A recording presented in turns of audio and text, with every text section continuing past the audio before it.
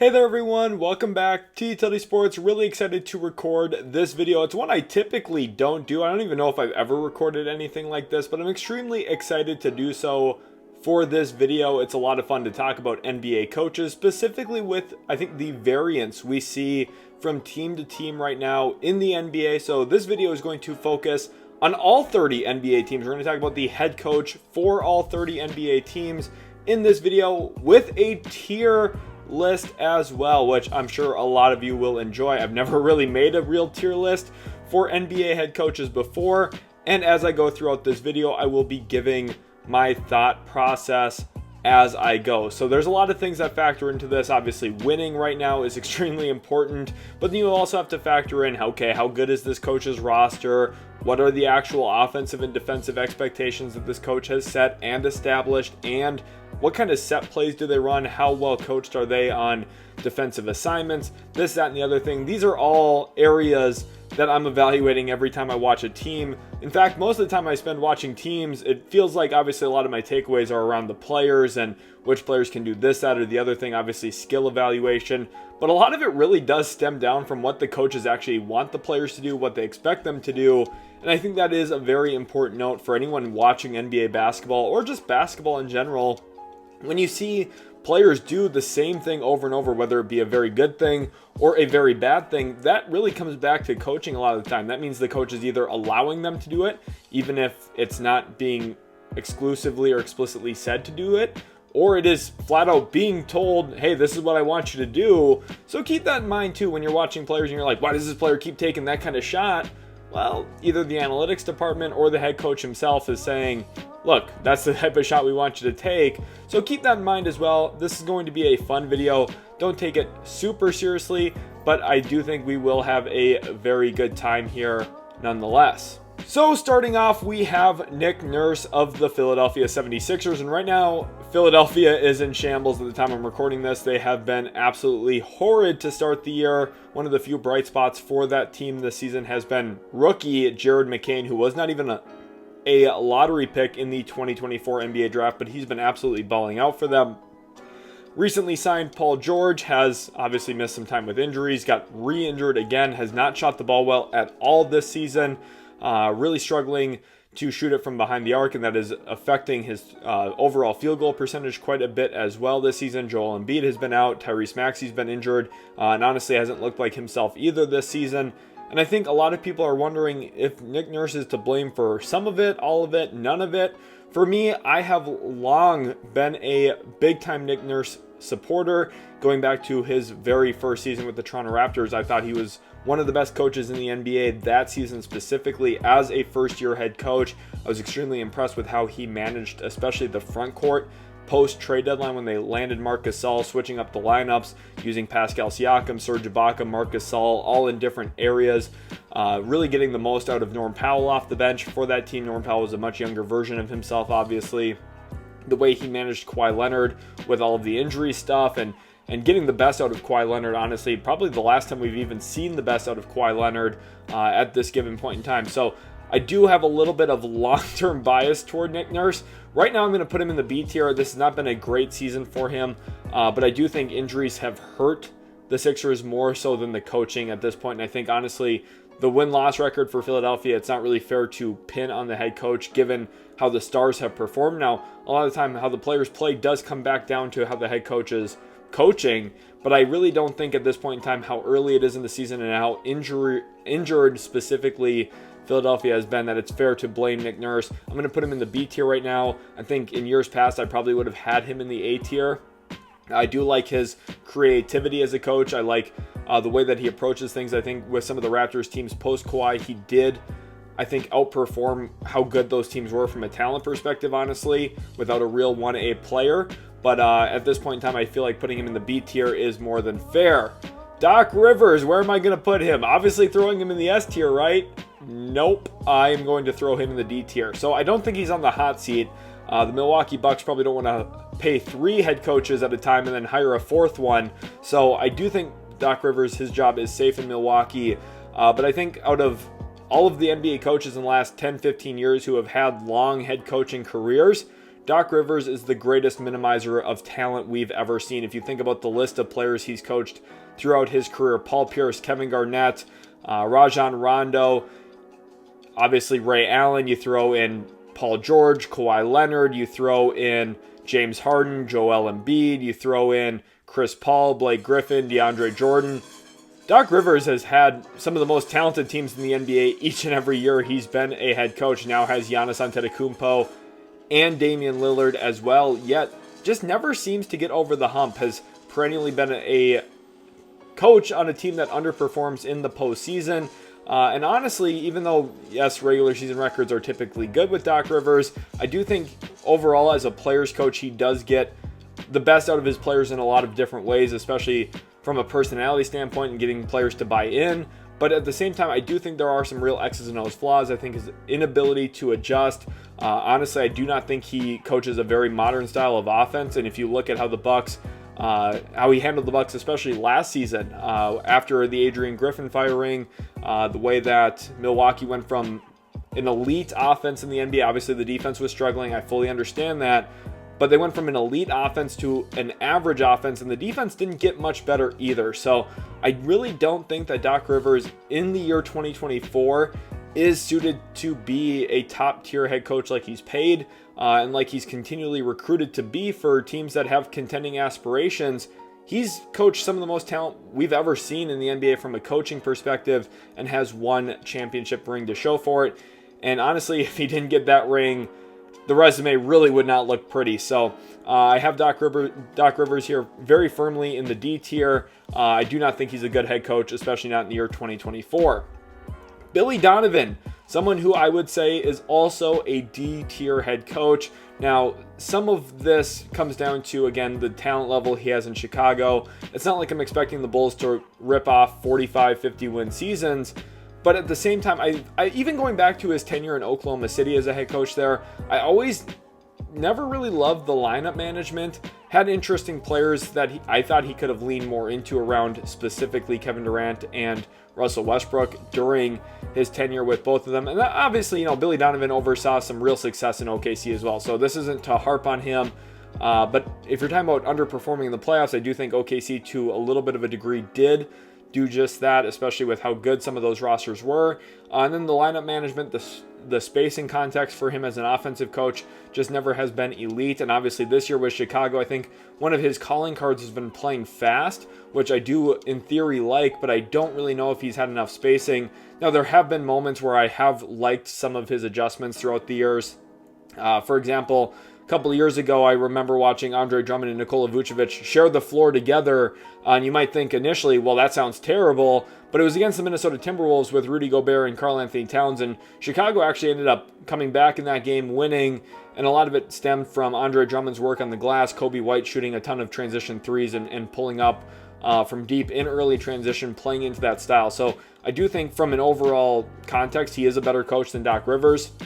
I still don't think he's a great head coach. And with these tiers, the entire point of these tiers for me, it's not like I think these, especially someone like, in this example specifically, I don't think he's a terrible head coach, but I don't want to have 15 coaches in the B and C tier. So I'm trying to spread them out and rank them kind of based on that. So keep that in mind when you're watching this video. Moving on here to Kenny Atkinson. I'm going to put in the A tier right now. And this, again, is more of a historical ranking than anything. Obviously, people are going to focus on how good Cleveland specifically has been this season. And I do think Kenny Atkinson has done a tremendous job unlocking certain elements of Evan Mobley, specifically the playmaking, getting him the ball on short rolls, weaponizing the dunker spot, something he's done extremely well with Jarrett Allen this year. But if you look at the pick and roll numbers specifically for Cleveland this season, they've been tremendous, and a lot of that comes from the spacing context that Kenny Atkinson has instilled into their offense this year. If you compare that to what they were doing last year with JB Bickerstaff, I think everything has just been smoothed out a little bit. Everything's just a little bit cleaner. I think a lot of that, again, comes from flattening out the defense more, putting Jarrett Allen, putting your bigs in the dunker spot. You've also seen Guys like Ty Jerome have incredible shooting nights. This Cavs team is loaded with a bunch of shooters. I think they are in a better spot now than they were, say, 2-3 years ago in terms of an overall spacing context from a personnel standpoint. But even going back to some of Kenny Atkinson's early years as a first-time head coach with the Brooklyn Nets, specifically, the work that he did with D'Angelo Russell, getting D'Angelo Russell to an All-Star game, is honestly one of the more impressive feats I've seen from an NBA head coach. And again, a lot of that stems from his the work he did coaching as a mastermind in pick and roll basketball there. He made D'Angelo Russell look like a really good player in the Eastern Conference for a year. So, Kenny Atkinson's done a lot of great work. Honestly, the Nets, one of the worst things that they ever did was fire him and allow Kevin Durant and Kyrie Irving to run their team into the ground, I might add. But Kenny Atkinson's a very good coach. I do think belongs in the A tier right now. The work he's doing defensively as a mastermind tactician, and then also offensively, the spacing context that he's been able to instill in Cleveland, I think has been very, very impressive. Now we get on to Joe Mazzulla, and I'm not going to put him in the not fair to evaluate right now category. I'm not doing that. I just want to leave him there for a second. A lot of you might feel this way because of how good Boston's roster is, specifically how much talent they have. But I do want to remind you as well, about a year and a half ago, everyone was out on Kristaps Porzingis saying he's always injured, he's not that good. People were ranking him as like the 60th, 70th best player in the NBA. People were saying Jaylen Brown couldn't dribble with his left hand. Drew Holiday was fresh off of a first-round exit with the Milwaukee Bucks. Everyone was very critical of a bunch of the players on the Boston Celtics. Jason Tatum's not a top 3-4 player in the world. Those were the main talking points. And yet Boston pretty convincingly won an NBA championship. I think Joe Mazzulla is an S-tier head coach. I think the amount of creativity in his offense, the use of Spain action, the use of ram action, the use of ghost screens, the use of slip screens, he's one of the smartest coaches in the NBA offensively. And the main talking point around Boston as a team context has been how good their offense is, the amount of threes that they shoot. They have a very established identity, and you would think with that identity, well, teams know that the Celtics want to shoot threes, so why don't we try and limit those looks? Boston's offensive congruence is so good that it's almost impossible to stop them from getting those types of opportunities. He has entire buy-in from a very talented team. Yes, I admit the Celtics are a very, very well-talented team. I've been on the Kristaps Porzingis train for a long time. You guys remember, I didn't want the Mavericks to trade him. I think Kristaps Porzingis is a great player. I think Derek White's an elite player. I think, up and down the roster, I think all of their talent is really, really good. But I think the overall context of the team, the way that they play, the style of play, first of all, he's gotten buy-in for them to be a selfless unit. Could Jason Tatum go and average 33, 34 points per game? Probably. If he was playing for a Mike D'Antoni style coach and run isolation every play, very possible he could be leading the league in scoring. Joe Mazzulla's job is to get the Celtics to win more games. He's not to get Jason Tatum a bunch of points. And the entire thing that Joe Mazzulla has done, the way he's handled the media, you can tell he's a guy's guy. He protects his team. He cares about his team, and he wants to win. He's the perfect coach for the Boston Celtics. And Brad Stevens has built the team in Joe Mazzulla's image. And I think that's one of the most overlooked areas. Thinking back to Ime Udoka and the way that he was coaching the Celtics with Rob Williams and Marcus Smart, team that had less spacing and a more defensive-centric approach. Well, Joe Mazzulla is a different coach and values the three-pointer a bit more than Ime Udoka does, has a better offensive spacing context than Ime Udoka, in my opinion, and also just flat out gets the Celtics to still defend. Again, that part of that stems from where they are as a personnel unit, but if you go back to the NBA Finals and the way that they employed Jason Tatum on centers, the way that they hid Kristaps Porzingis out of the pick and roll was all very creative as well. And I think if you look at Joe Mazzulla, the way that he manages his rotations, there's just a lot of consistency there. He's an S-tier head coach for me.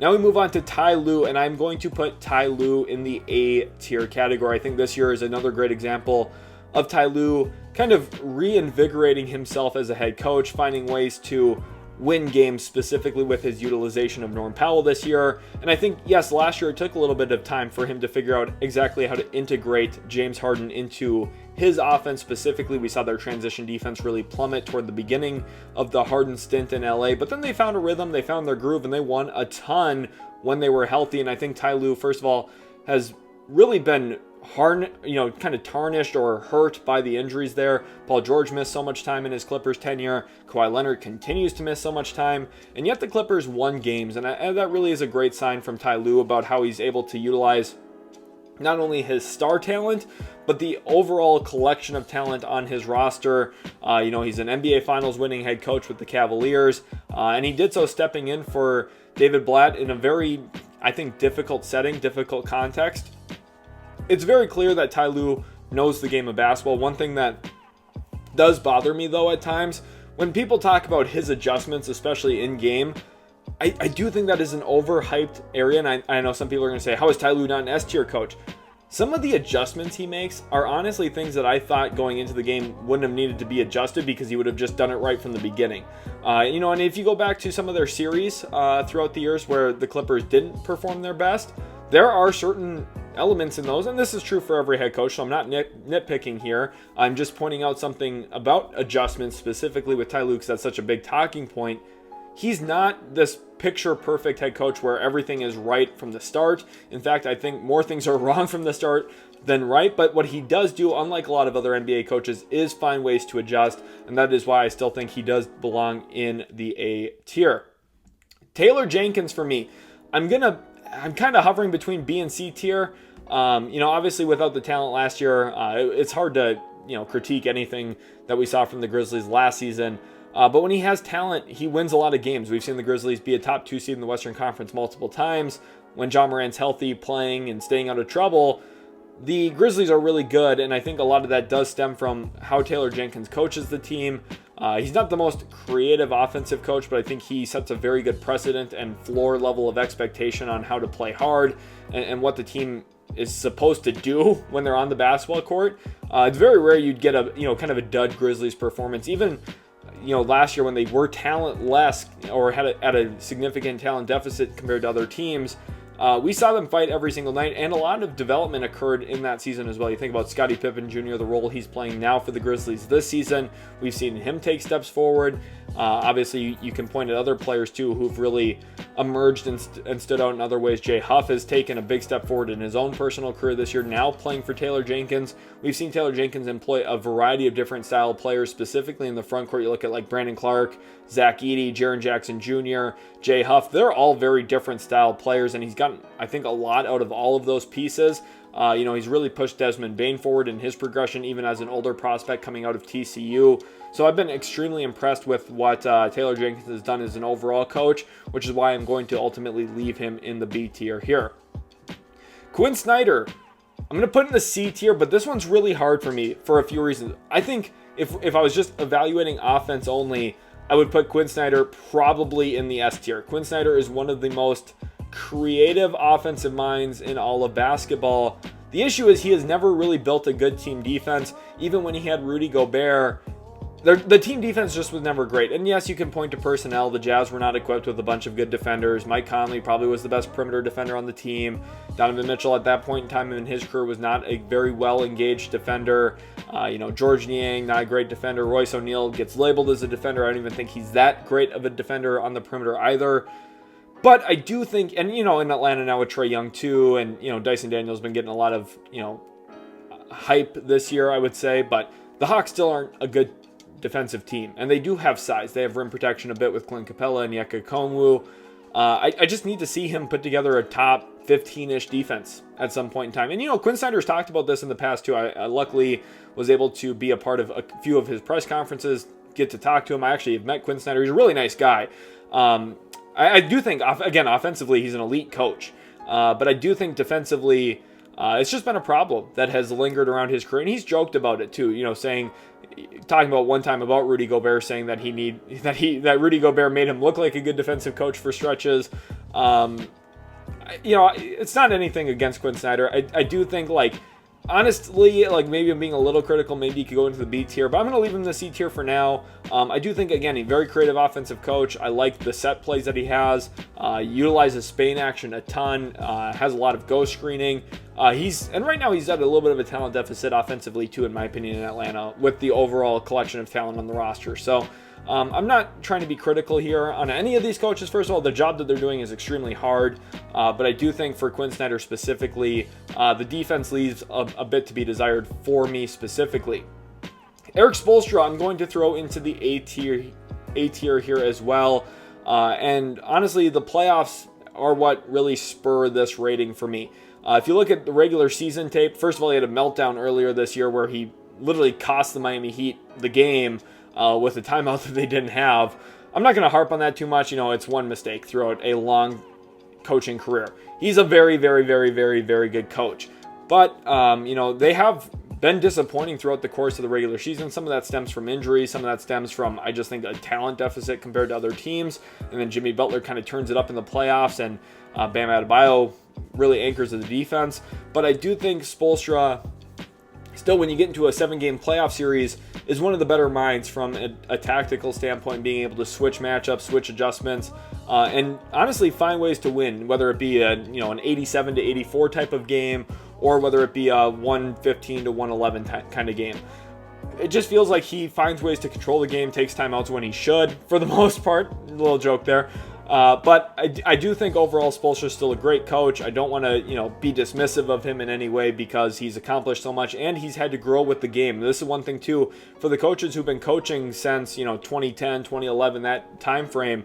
The game has really evolved in terms of the three-point volume, the amount of spacing, the way you defend in space now, the coverages, switching's become a lot more prevalent as well too. So for someone like him to be as good of a coach as he has been for so long really does point to his greatness and the overall understanding as a basketball mind, which is just flat out very, very impressive. Now we move on here to Charles Lee, and I think right now it's not really fair to evaluate. Honestly, I've watched a lot of Hornets games already this year, but we're 16, 17 games into his head coaching career. I don't think at this point in time it's really fair to evaluate him, especially given kind of the current age on the Hornets roster, the personnel that they have. They've been without, their starting center for the entire season essentially. So I don't want to sit here and harp on some of Charles Lee's shortcomings. I do think he is trying to set a precedent there and a culture of winning matters, defense matters, and we've seen that where he sat LaMelo Ball for the final 4 minutes of a close game. That ultimately the Hornets lost that close game by 3 to Brooklyn, but it does set kind of a precedent within that organization that if you're not having a great offensive night, you're not doing the work and being a integral piece defensively, or if you're not working your tail off on the glass, that kind of thing, you're not going to play even at the end of games, even if you're the most talented player on a roster like LaMelo Ball was. So I do think there are some positives we've seen so far from Charles Lee. I also do think there have been some negatives. That's the hard thing for me too, is even though I understand that precedent, that culture that he's trying to set, my analytical mind, the way that I look at things, the way that I myself specifically have coached throughout my early coaching career, again, not at the level of the NBA, but still, I would want my best player on the floor down by 3 when we have the basketball. That's what I'd want. So, I don't want to criticize him, so I'm going to put him in that not fair to evaluate right now. I do think maybe a year from now we could revisit this and talk a little bit more about Charles Lee as a head coach. I'm going to do the same thing here with Will Hardy. Honestly, my gut kind of tells me to put him into this A tier, B tier level, but I'm going to put him in not fair to evaluate right now. And the reason why is because Utah is a dumpster fire in terms of their personnel. They're extremely young. They have no real point guard. They have a collection of combo guards. None of them can really be a true point guard in the NBA. That's been one of my main criticisms of their draft selections over the last few years. I've just been very unimpressed at times with what Utah has done from an actual roster standpoint. Now, I do like some of their draft picks. I think Cody Williams long-term, it's a long-term investment. It's a developmental progression. I do think getting Walker Kessler in the trade for Rudy Gobert was very smart. He obviously had a very good rookie season for them. Been a little up and down since. But I think if we want to point to why I would see Will Hardy maybe being an A tier or B tier coach, it really is the half season he had with Mike Conley. The Utah Jazz were one of the Cinderella teams that season, and they just found ways to win. And honestly, as the season progresses, Utah tends to play much better than their talent level suggests. Even going back to last year, before trading Kelly Olynyk, the Jazz kind of leaned into his playmaking. The Jazz leaned into the collection of playmaking they had on their roster rather than true point guard play. And it points to Will Hardy's creativity as a coach, and also the fact that their star player, Lauri Markkanen, a player who is not a ball-dominant guy by any stretch of the imagination, the fact that he's been able to be so successful with the Jazz with Will Hardy coaching points to Will Hardy's creativity offensively, the ability to run actions like Finland, for example, which is probably named after Lauri Markkanen if I had to guess. I think Will Hardy's achieved a lot given the context of the roster, so I've been rather impressed with him so far. Mike Brown, I'm going to put into the B tier, and I'm going to even put him above Nick Nurse and Taylor Jenkins. So these are kind of loose rankings. I wouldn't worry too much about which one is on the furthest left.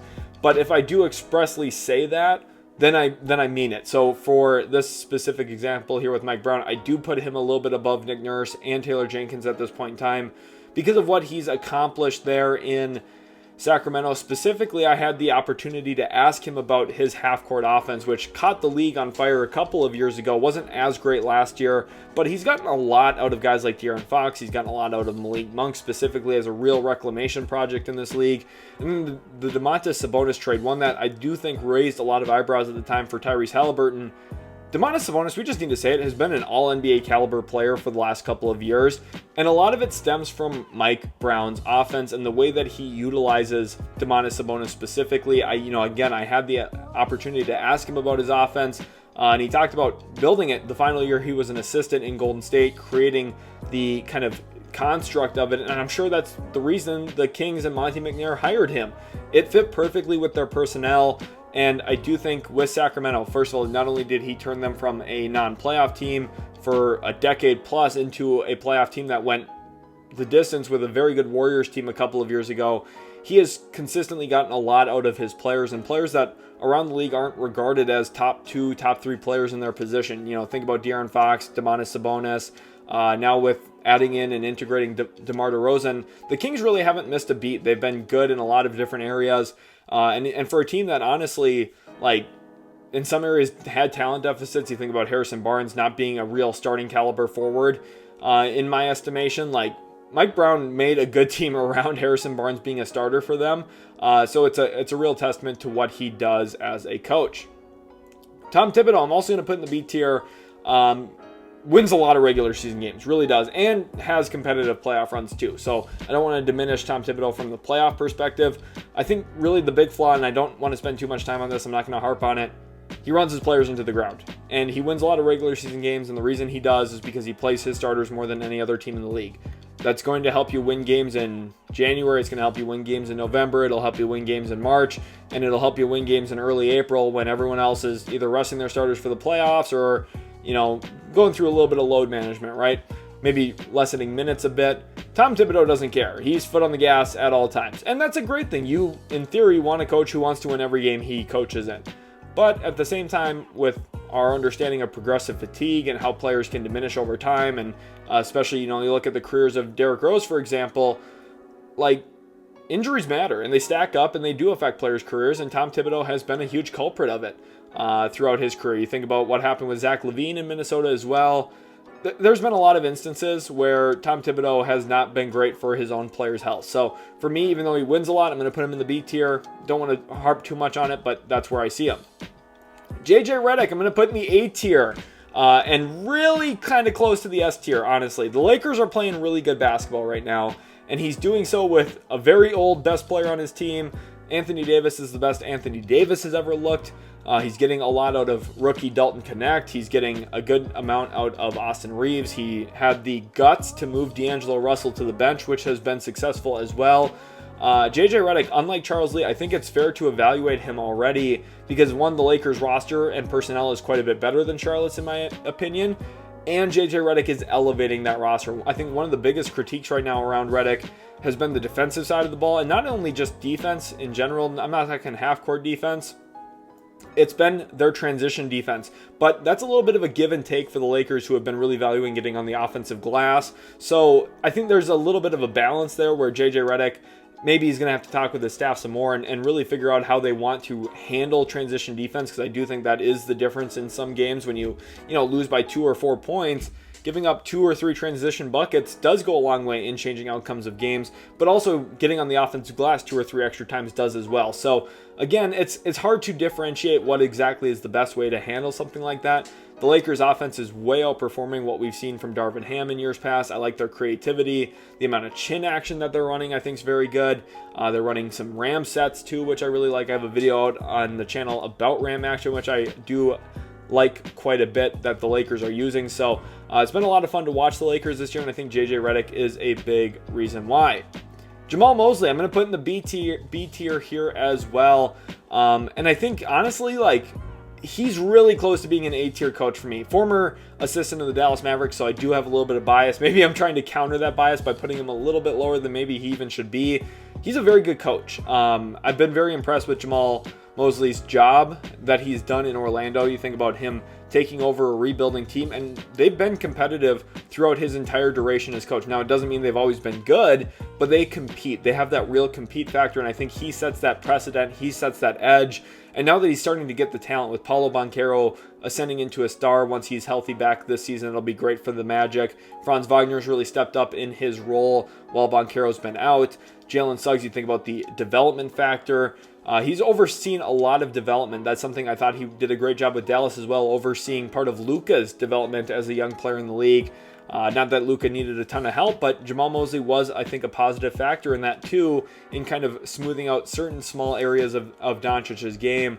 Jamahl Mosley's a very good coach. Maybe I'm talking myself even into him being an A-tier coach. He's like right in the precipice between these two, right in the mix for me there. If you wanted to put him into A-tier, I would have no real qualms about it. I'm going to settle in B-tier because I want to keep the top tiers kind of a more exclusive group, but I do think ultimately Jamahl Mosley's a very good coach. Jason Kidd, I'm going to throw into the B tier here as well. I think he's a real playoff coach. I don't know how much of a regular season coach he is, and we see that at times with how Dallas has handled the regular season. You think about missing the playoffs a couple of years ago. And the offensive ingenuity, the offensive creativity at times has been very good. I like the way that they move into some horns actions. I like some of what they do. And I think, honestly, the balance between Kyrie Irving and Luka Doncic has been very solid. So I do credit Jason Kidd with that quite a bit. I also think the team defense, very creative, very different than what we see most NBA teams do. It was very daring to other teams last year. It's probably the key reason they made the NBA Finals. You know, obviously the personnel helps. Luka Doncic is such an elite player. He can will your team at times too offensively, and we saw that last year. But the defense was the main talking point, and he did it with a rookie center in Dereck Lively, which was uber impressive. So honestly, when he gets to the playoffs, we've seen him succeed. His 2 playoff stints with the Mavericks as a head coach made the conference finals and made the finals. So it's very difficult to hate on Jason Kidd at this point in time. I think, again, my biggest criticism comes to winning a bunch of regular season games, something I think Dallas should be more capable of. They've yet to be a top 4 seed with Jason Kidd as the head coach, and that's something I do want to see change over time. Moving on to Jordi Fernandez. I'm going to put him here in the not fair to evaluate right now tier, but I do think he is going to be a good head coach for the Brooklyn Nets and someone who is going to have the sticking power there in Brooklyn long term. Specifically with the way he's used his non-shooters this season has been very, very impressive to me. I think in certain ways has revitalized Ben Simmons' career. Now, I know there's still troll accounts on Twitter, this, that, and everything else about how Ben Simmons isn't great. You know, there's all this hate out there, but I've been very thoroughly impressed with the way that Brooklyn has moved the ball offensively, the decisiveness in their set actions, and I think a lot of that has allowed Cam Thomas to be a very efficient bucket getter this season for the Nets, while also seeing guys like Dennis Schroeder have another real career resurgence this season. And again, that stems from the head coach. The way your players play often does stem from your head coach, and I think for someone like Jordi Fernandez, he's going to be a good head coach in this league for a long time. For those of you who do not know, he was kind of under the tutelage of Mike Brown for a long time. Was Mike Brown's assistant for multiple times in his career, most recently in Sacramento. So very similar styled offenses. There are some nuances, some wrinkles that are very different between the two of them. Obviously, they're not the same human being. But Jordi Fernandez, very smart coach, I think is going to stick in this league for a long time. Michael Malone, I'm going to put in the S tier for a few different reasons. Not only is he recently an NBA champion head coach, and this doesn't even come down to the tactics, which is typically what I focus on more. I think the tactical approach in basketball is what separates elite coaches and not great coaches in the NBA specifically, but across all levels. Michael Malone, what I love about him is he is a very straightforward, straight shooter, and he lets his team know when they're not performing to expectations. You think back to training camp this year, saying that some guys were out of shape. And throughout the course of the last couple of years, he has held his players accountable. When they're not doing things that he thinks that they should do, he puts them on blast publicly. And the fact that he's not only able to do that, but willing to do that multiple times shows, first of all, how confident he is that he has the support of his locker room. If you're a coach who maybe doesn't have the support, doesn't have that rapport relationship built with your locker room, that will end very poorly if you try that style, right? If you try to put them on blast publicly, you're going to have a lot of dissent, I think, in my opinion.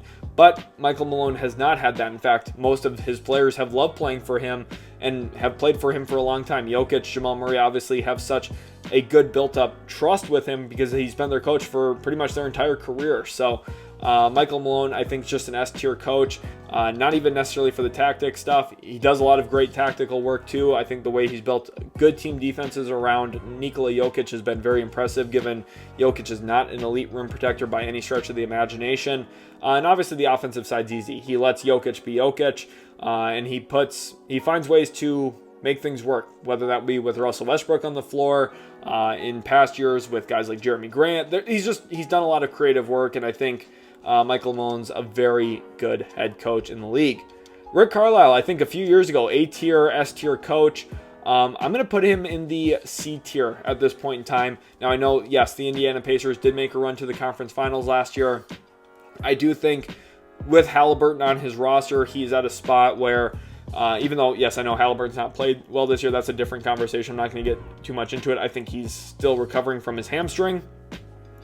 This is very typical, by the way. I just think Rick Carlisle at times, like, he was a revolutionary head coach a decade and a half ago. The amount of threes that the Dallas Mavericks shot, the types of players they put around Dirk Nowitzki and Jason Terry specifically. You think about Peja Stojakovic as an example, Brian Cardinal. He valued three-pointers before everybody else in a lot of ways as a coach. So he's a C-tier head coach for me now because I think even though he kind of started the revolution in some ways as a coach, you think back to the 2011 Mavs, how they won the NBA Finals. They shot and made more threes than Miami did. And they defended Miami in a way that forced him to take off the dribble bad threes. That was what won the Mavericks the championship in a lot of ways that year. I don't think Carlisle has effectively found ways to continue to do that outside of simplistic actions at this point in time. Now, you think, yes, he found ways with Buddy Hield, he found ways with Miles Turner. I'm not saying he's a bad head coach. I just think his creativity hasn't grown from where it was a few years ago. And I think the game itself has evolved more and more as time has gone on. I think there's more opportunities for Indiana to find easier offense. Obviously, I love the way that they play. I like their fast style, and a lot of that stems from Tyrese Halliburton. So, yeah, I don't want to, penalize Carlisle here for having personnel that fits modern style of game, because they do. I just, I'm kind of talking myself into him being like a B tier. He's between B tier and C tier. I could see either real argument for that. Willie Green, I'm going to put in the C tier here as well. He's kind of a fringe between C tier and D tier. Honestly, I've had conversations. I haven't had conversations with Willie Green. I've been in press conferences where Willie Green was speaking. I've not had conversations with him. I've not formally met him. I don't know if he puts in the work that some of the other coaches in the NBA does. Now, I don't want to get aggregated on that. It's not. I'm saying I'm not sure. I'm not saying that I definitively know that. I'm not trying to put him on blast. Just from things I've heard him say publicly, and this could be just coach speak where he's not trying to say too much. So again, this is why I'm not definitively certain on this. He just does the way he handles media availability does not make it seem like he is as in tune with film as the other 29 coaches in the NBA are. Now, I do think the way that he allows his assistants to coach, the way that he brought in James Borrego, a former successful head coach, in my opinion, from his time in Charlotte, he allowed Borrego to instill an offense in New Orleans that has been successful, has been beneficial, and it feels like every year the Pelicans go on a run. Right now, this year is not a fair indictment on him as a coach. They're not healthy, so you can't. Anything you've seen this year is not fair to put Willie Green on blast for. I don't think he's on the hot seat. I think he's a fine head coach. I do think that he gets a lot of his staff and assistants, which is a good thing. Don't love him as a head coach, but I think he's okay. Moving on here now to JB Bickerstaff. I'm also going to put in the C tier. Could also be a B tier head coach, but again, I'm not trying to flood any of these coaching tiers. I think JB Bickerstaff's a solid coach. Did some really good things with the Cavs the last couple of years. And I just don't think, he doesn't have the creativity of someone like Kenny Atkinson, in my opinion, but I do think he is overall a very good coach. And what we've seen from Detroit this year has been a real level of competition.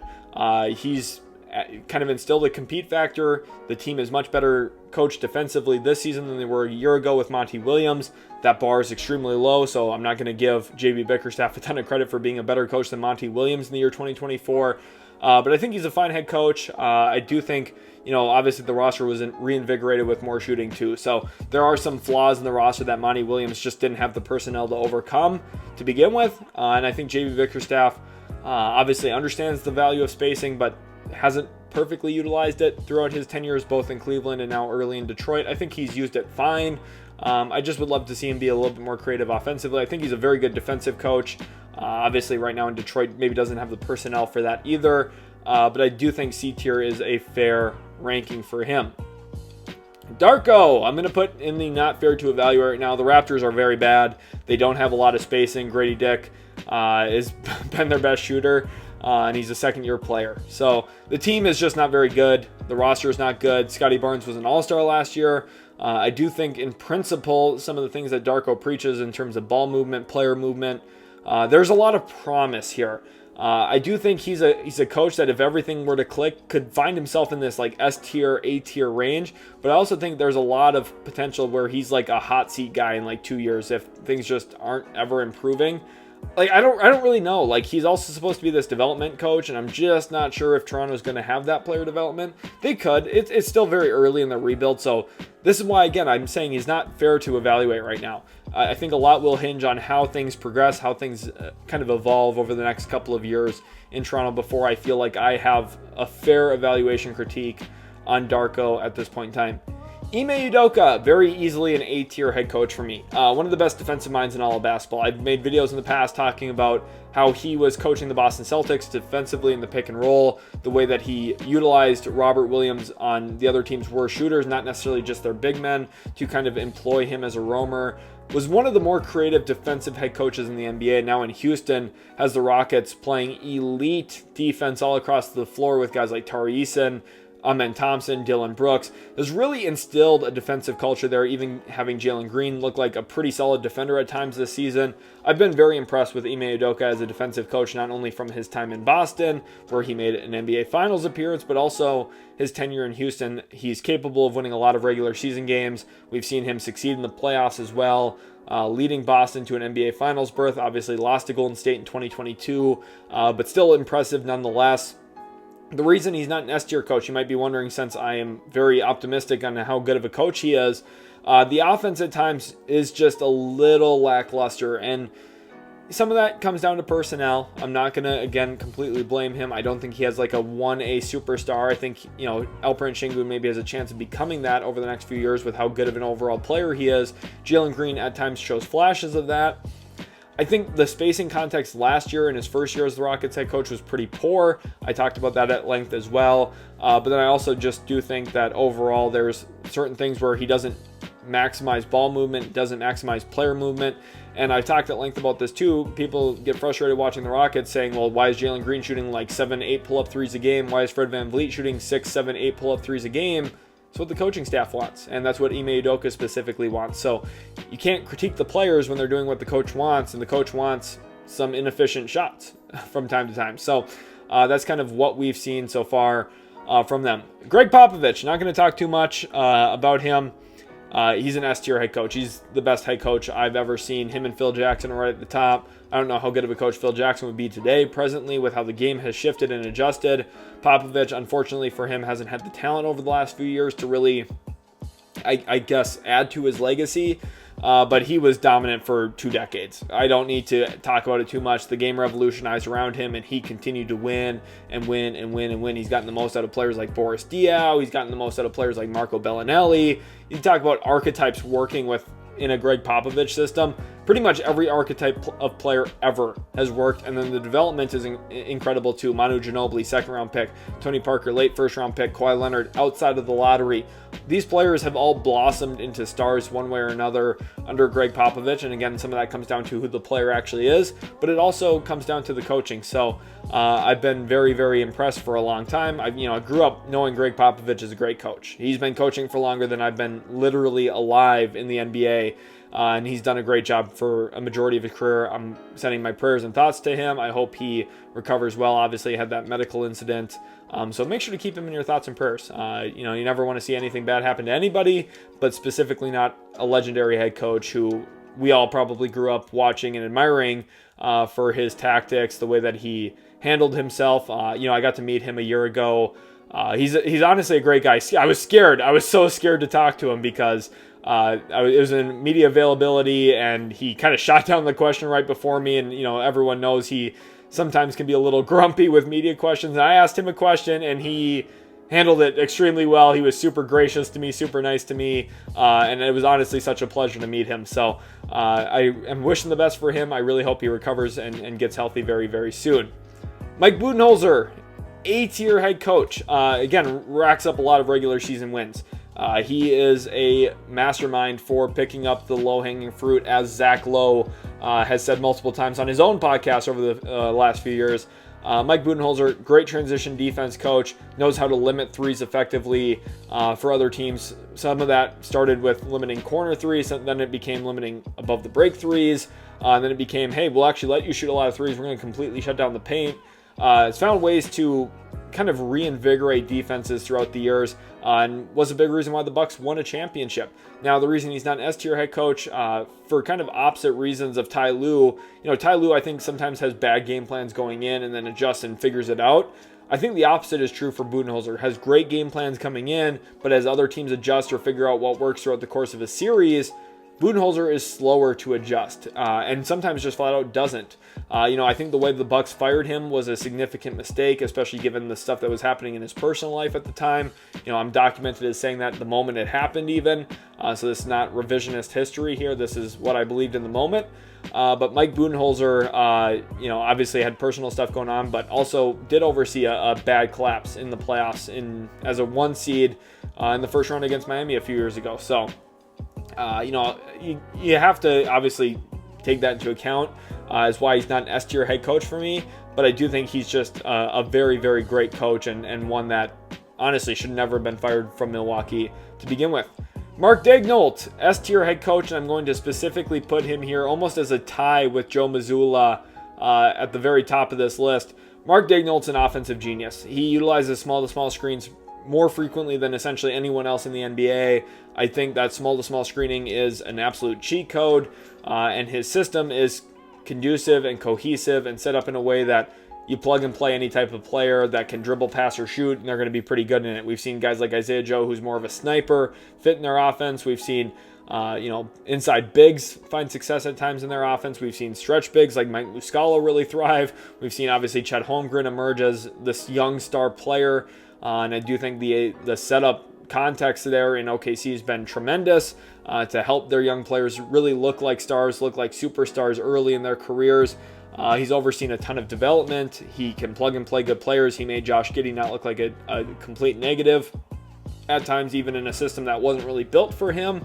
And not to rag on Josh Giddey, but I think Mark Daigneault's just a fantastic head coach and very deserving of S-tier status. Chris Finch, I'm going to put in the B tier. I think there's a lot of good ideology in what Chris Finch believes, and I know Chris Finch better than any of the coaches on this list. I spent a lot of time around him. He's a very nice guy, get along with him really well, and he's a very good head coach. Again, if you're in the B tier, even the coaches in the C tier are good NBA head coaches in my opinion.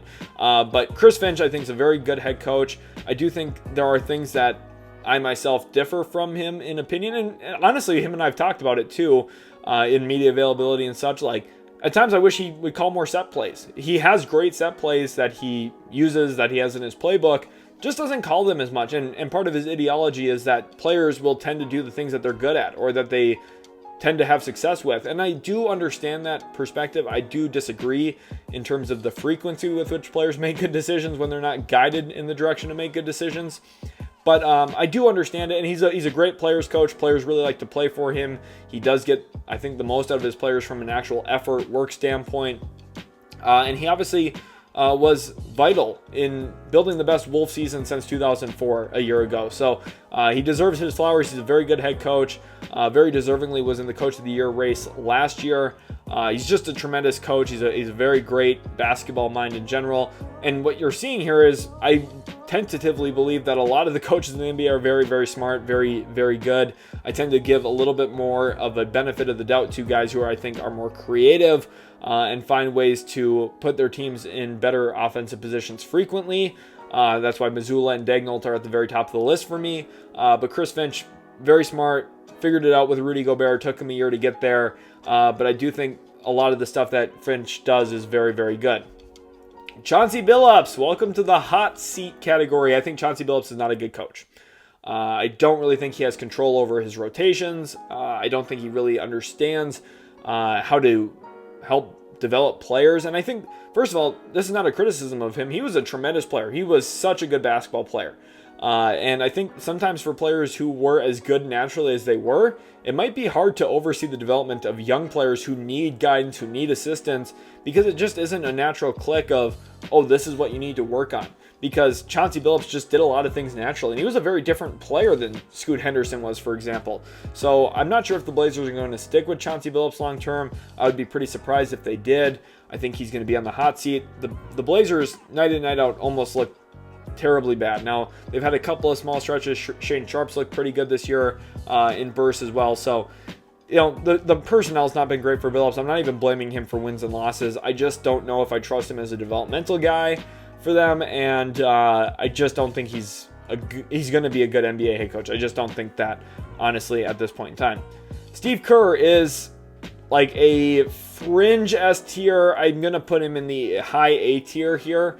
And this is a difficult one for me for a few reasons, because I do think if he was coaching a different team, if he was coaching someone other than Steph Curry, it would be very possible we'd see him in the C tier or maybe the B tier. But he's probably the best coach in the world to have for Steph Curry. And you can argue that makes him deserving of an S tier placement, because when he hasn't had Steph Curry, the Warriors are terrible. When he has had Steph Curry, the Warriors are very, very good typically. Obviously, won multiple championships, 4 of them to be exact.